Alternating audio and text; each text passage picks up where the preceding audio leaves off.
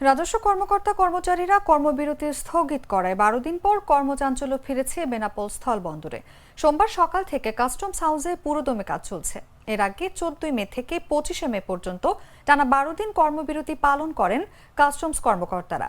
এর আগে রোববার রাতে সরকারের উচ্চ পর্যায়ের একটি প্রতিনিধি দলের সঙ্গে দীর্ঘ আলোচনার পর কর্মবিরতি স্থগিতের সিদ্ধান্ত জানায় এনবিআর সংস্কার ঐক্য পরিষদ।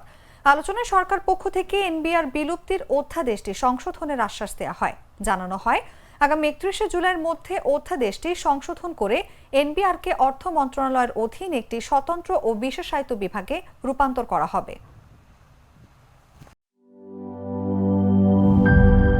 এই ঈদে জামা জুতো অ্যাক্সেসরিজের ডিসকাউন্ট।